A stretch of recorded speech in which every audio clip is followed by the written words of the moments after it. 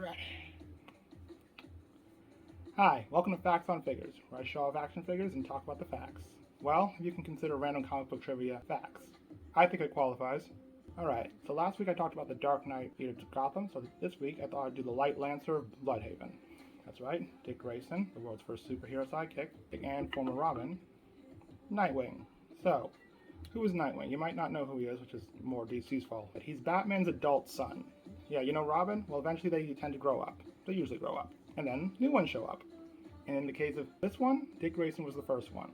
So, origin story is pretty similar to Batman's. He was in his acrobat trio, but fortunately his parents were killed and they fell in front of him, not unlike the Dark Knight himself. And that's actually why he took him on. It's not a child soldier situation. He figured, hey, I went through something pretty crappy and it messed with me. I know what that's like. Let me help you get better. It's usually the goal with the Robins, an outlet. And it helps that Nightwing is the only one on where it actually worked. A little too well, actually, because, see, well, there is a lot of love between these two. He'll always come when he needs him. Why is someone walking right now? Been quiet all afternoon. There's a lot of love between these two. He'll always help him. He's even taken up the mantle a couple of times. He doesn't want to be Batman. It's not a burden for him. He does this because he likes it. In fact, he got inspired from another guy. When Dick Grayson felt he had outgrown the green short shorts, he wanted to leave Batman's shadow, and Bruce actually agreed with it.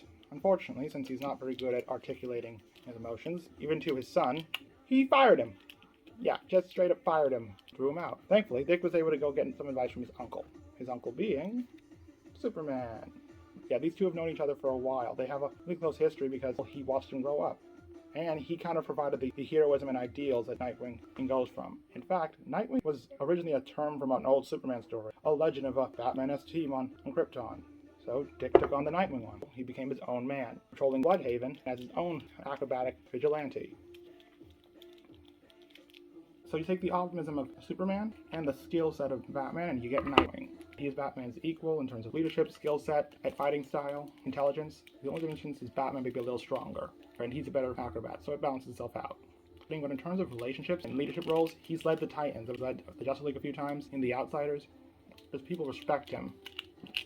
They also admire his rear. Yeah, for a guy called Dick, he's got the best butt in comics.